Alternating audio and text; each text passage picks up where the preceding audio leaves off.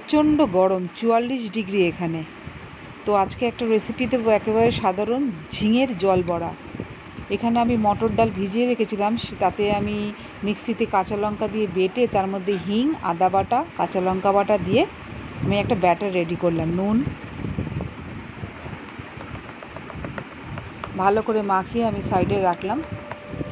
এবার ঝিঙেগুলোকে ডুমো ডুমো করে কেটে নিয়েছি। এবার এতে সর্ষে, কাঁচা লঙ্কা বেটে নেব। কড়াইতে তেল দিলাম, দিয়ে তেজপাতা, কালো জিরে, কাঁচা লঙ্কা আর শুকনো লঙ্কা ফোড়ন দেব।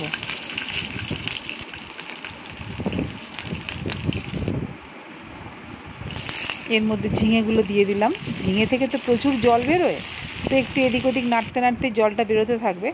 তার মধ্যে হলুদ দেব, নুন দেব আর সামান্য একটু চিনি। ভালো করে নেড়ে তার মধ্যে কিছুটা জল অ্যাড করব। এইবার ওই মটর ডাল বাটা যেটা আমি তৈরি করে রেখেছিলাম, ওই বড়াগুলো ওপরে আস্তে আস্তে সাজিয়ে দেব। এক এক করে বড়াগুলো দিয়ে দিলাম। এবার ঢেকে দেব। ঢেকে দিলে স্টিমে বড়াগুলো শক্ত হয়ে যাবে। আর বড়াটা দিয়ে কিন্তু নাড়বেন না, একটু ওয়েট করতে হবে যাতে যতক্ষণ না বড়াগুলো শক্ত হচ্ছে।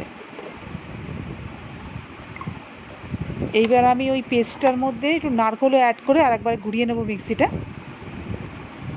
তারপর সেই পেস্টটা আমি এই তরকারিতে অ্যাড করে দেব।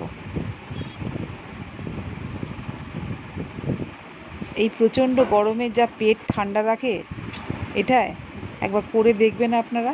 একটু ওপর দিয়ে সর্ষে তেল ছড়িয়ে দিলাম, নেড়ে নেবো হালকা হাতে। আমার ঝিঙের জল বড়া একদম রেডি। গরম ভাতের সঙ্গে খান। রোজই তো আমরা মাছ মাংস খাই, একদিন এটা খেয়ে দেখুন, দারুণ জিনিস, পেটও ঠান্ডা থাকে। আমি এখন খেতে বসেছি। দারুণ হয়েছে। আর বড়াগুলো কেমন শক্ত হয়ে গেছে দেখুন।